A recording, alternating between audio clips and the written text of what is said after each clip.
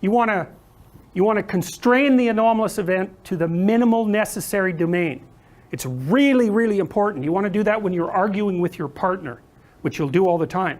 We have an argument. Well, I should never have married you. It's like, no, that's not the first response. That's a bad response. Or here's a really good one. You've always done that sort of thing. And you always will. It's like, oh, good, great. It's like the only answer to that is to hit someone. Because like you're done, right? You're like that. You've always been like that. There isn't a chance that you can be repaired, and none of it is acceptable. It's like the person's going to fight with you right away, because what else are they going to do? So what you want to do is you want to minimize it. It isn't rationalization. You want to say, okay, this person did something that disrupted our joint map. Okay, what's the smallest possible thing they could do to put it back together? And you have to know. Well, we need to make a plan so you don't do it again. Or we need to have a discussion so that you know that it wasn't a good thing to do. But I'm not going to go after your whole character. I'm going to say, when I come home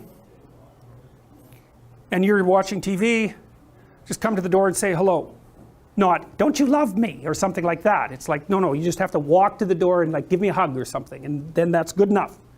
And so then the other person might be able to tolerate that much corrective information, maybe, if you're kind of nice about it, and you also understand that they're probably going to have something equally horrible to say about you in the next 15 minutes, because you're going to do something stupid.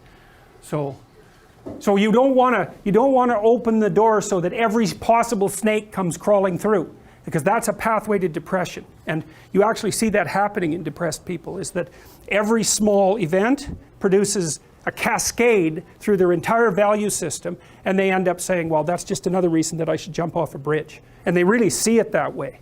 It's really awful, because they've got no defenses. It's like, well, I didn't do so well in this course. It's like I'm going to get a bad mark in the exam. I'm going to get a bad mark in the course. That's going to screw up my ability to finish my degree. I'm never going to get into the field of my choice. It's just another piece of indication that I'm useless and that life isn't worthwhile. Bang, I'm going to jump off a bridge. And if you're really depressed, it's like each of those things hits you with the certainty of truth. It's really not good. And so you want to be careful. You want to be careful about walking down that pathway when you make a mistake. You think, okay, what's the narrowest framework of interpretation within which I can understand this that will require minimal behavioral change to decrease the probability that it will happen again? It's mental hygiene, fundamentally.